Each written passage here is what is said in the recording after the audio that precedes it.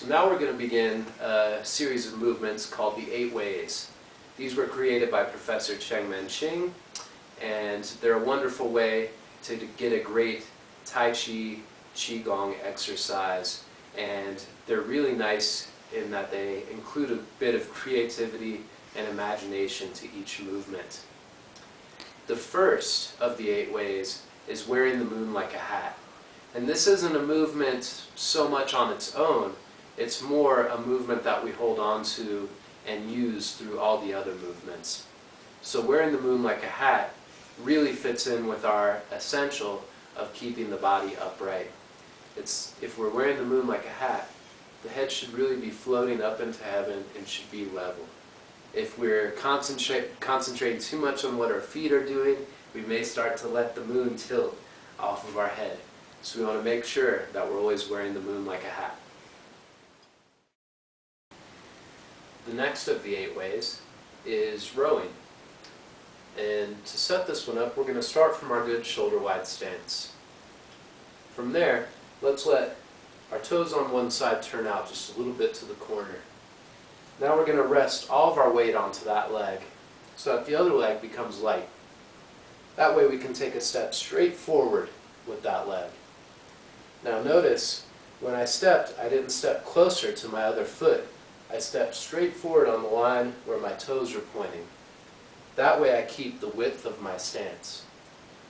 Now settle your weight so that a little bit more of the weight is in the front foot than in the back foot. This is known as a 70-30 stance. From here, we're going to get our bubbles back to rest our hands on at our sides.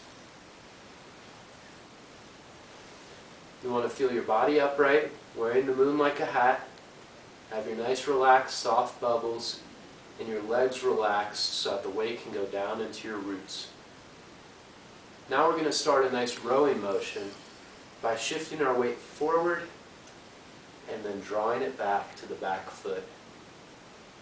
So we're pouring the weight nice and smoothly from one leg to the other. As you do this, you'll notice that when you move forward, your hands will expand out, away from you. As you draw your weight back, your hands will follow. So it's the shifting of the weight that moves the hands. Something to watch out for is the hands moving independently of the rest of the body. You want to really have that movement supported from underneath by the shifting of weight.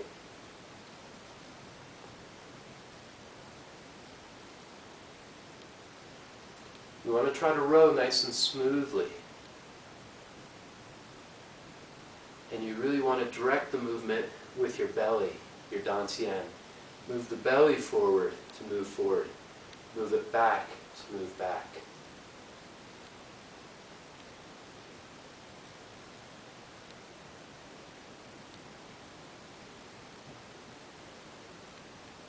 Imagine you're rowing down a smooth lake or stream. And all you can hear is the sound of the water. As your boat moves through it, and as your oars draw past it.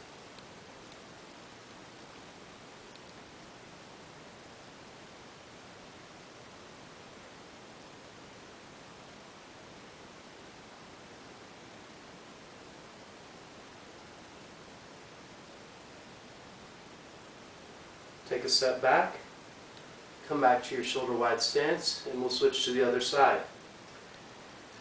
Let your other side toes turn out just a little bit, settle your weight onto it. Take that other step forward, making sure you have a shoulder-wide stance and settle your weight. Get your bubbles, and start to row.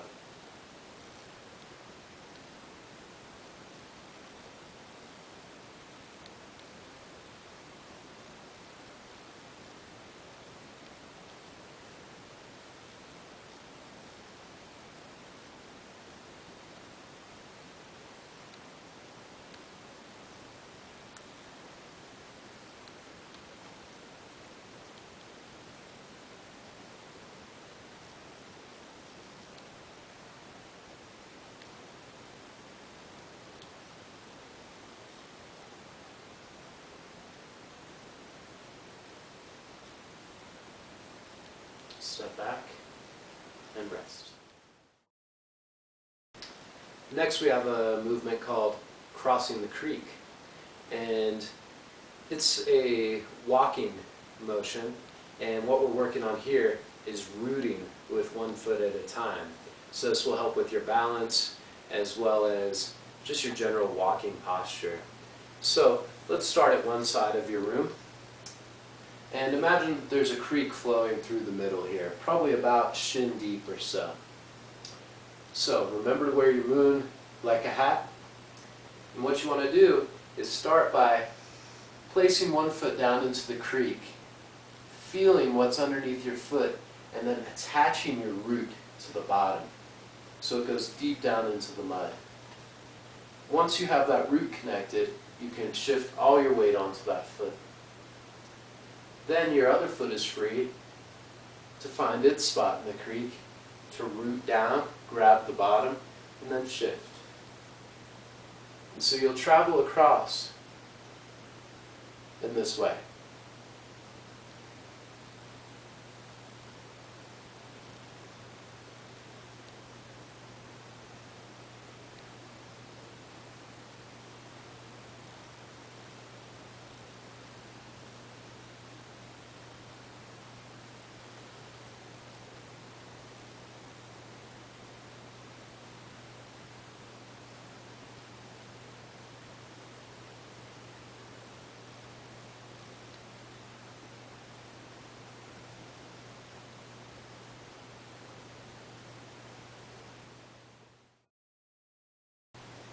So the next exercise is similar, but a little bit different.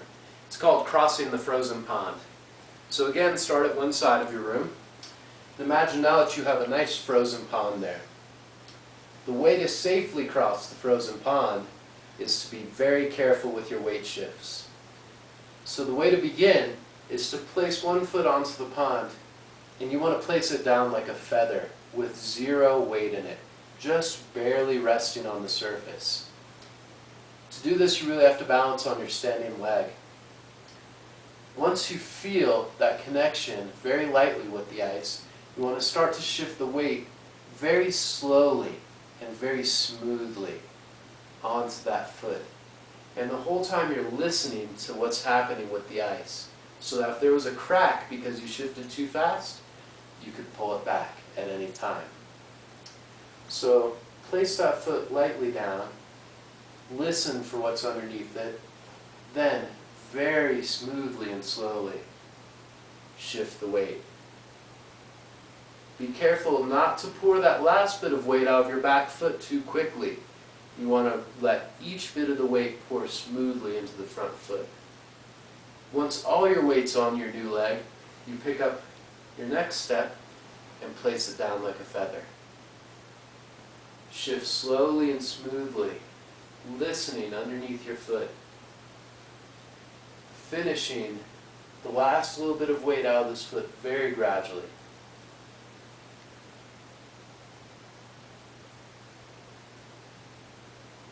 Remember to relax and wear the moon like a hat.